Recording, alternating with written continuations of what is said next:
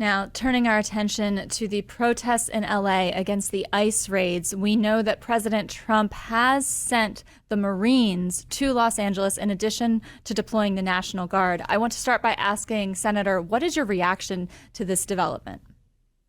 I'm saddened by this. I worked at the Pentagon. I was a civilian embedded with the military in Afghanistan. I worked alongside Marines and other service members to be able to protect our country. Uh, I believe so deeply that our military is a sacred trust, and it is supposed to be the beacon that Americans feel safe around, that they feel that the military is there to protect them.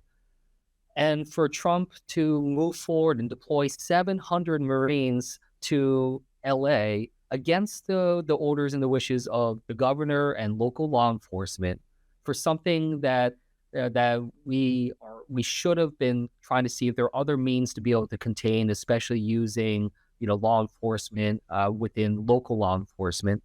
To take this kind of measure, it's only going to escalate things. And in particular, it's going to send signals that the military is being used for partisan political purposes, that it's being used for a show. We're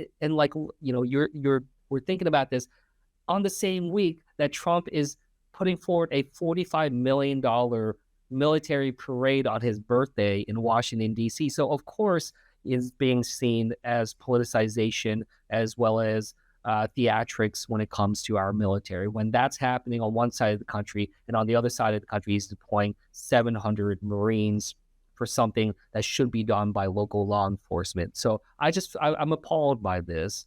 I find it to be a deep overreach of power and abuse of power, and something that's only going to further escalate the problems that are out there as people getting riled up and angry that our military is being abused in this way.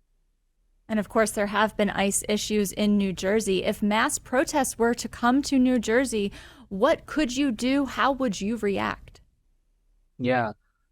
When we saw some of the challenges that we faced in New Jersey a couple weeks back with the arrest of the mayor of Newark and some of the aftermath of that, I did again in that sort of hope for the best, plan for the worst. I did try to think through what would happen if this got out of control, if there was an escalation by the Trump administration, because Stephen Miller at the time was talking about what happened in Newark as a rebellion, as an invasion. He's using the same languages that they're using when it comes to LA.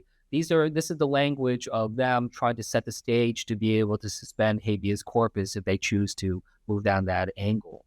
So, what I'm seeing in LA, I think what's important for the American people to understand is that the order that Trump gave activating the National Guard, the military, it doesn't have a geographic containment there. It is anywhere in the country. His order is that he can deploy anywhere in the country, not just LA. And so, we have to be very careful at this moment. What I would say is, look, let's make sure we're shining a light on what's happening, that we're getting as much detail about what is happening to civilians on the ground, trying to make sure we have the right appropriate level of legal representation there for those that need it, that we can have access for journalists to be able to go and be able to tell their story about what they're seeing, as well as, making sure that the public there is safe, that they try not to escalate this, and because that would only give in to Trump. Trump wants people to get riled up. He wants them to get unruly so that he can, further justify what he's trying to do, when he's the one that's inflaming this situation to other levels. And, that's something that needs to be exposed.